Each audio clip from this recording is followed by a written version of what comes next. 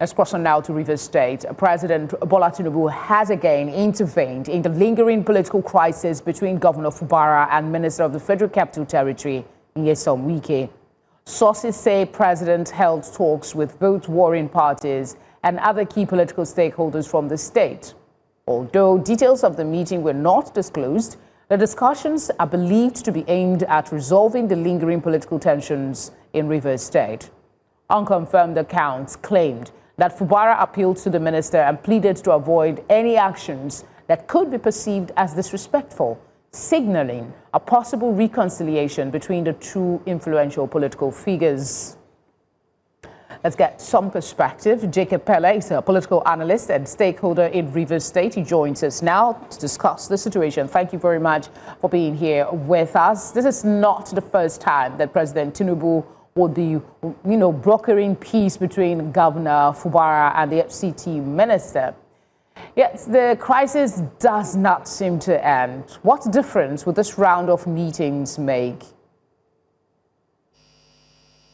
Not much, as far as I'm concerned. What we see, I can describe as the president pushing the button to get a pause in place of peace. It's almost like, hey, guys, stop the noise. And then you turn back and then the noise will continue.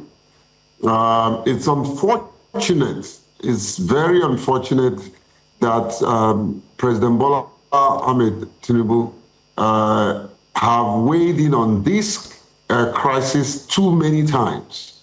And the previous times, he never got any result. And I am not a pessimist, but I'm not very optimistic that he will get the same peace.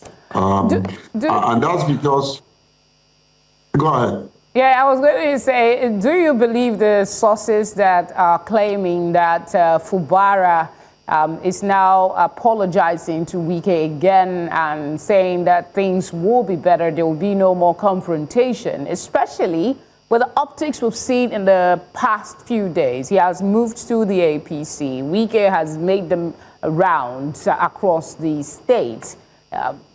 Does this align with what we see? I don't believe anything the politician says.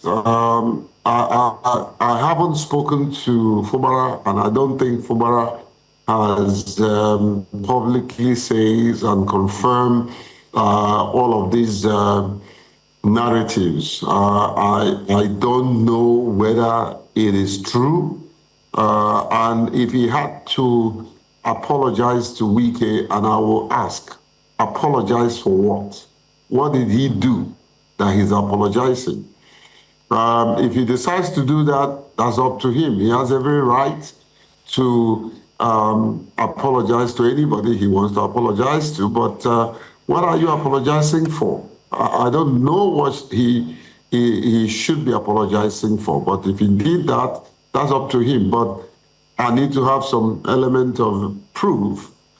Yeah, because that's why I asked, because when sources are quoted in such a manner, and then you juxtapose that with what we see in the news and, what is happening, it begs the question if this is actually true. But, I mean, we'll get to know that in the coming days. Away from that speculation, what should Rivers people and the investors realistically expect in the next 6 to 12 months? Are we looking at stability? Are we looking at renewed tension? Or we're looking at even a federal intervention again? Well, you see, if you have a problem and you keep treating the symptoms, that problem will persist. I would put it in perspective. When you see a crack on the wall, and you get a medicine man to go and seal the crack, and you come back the next day, the crack surfaces, and you get a medicine man to seal the crack. You do it the third time. The problem is not with the wall that is cracking. The problem is foundation. until President Bola Tinubu is willing to address the foundational issues and use his presidential might in a balanced way to solve this problem. If he can look in the eyes of Wike and said, I don't want this again, stop it. And look in the eyes of Fubara and said, I don't want to hear this again, stop it. They are not listening to him because he's, first, he's not neutral. Secondly, I don't see very good intention on his part.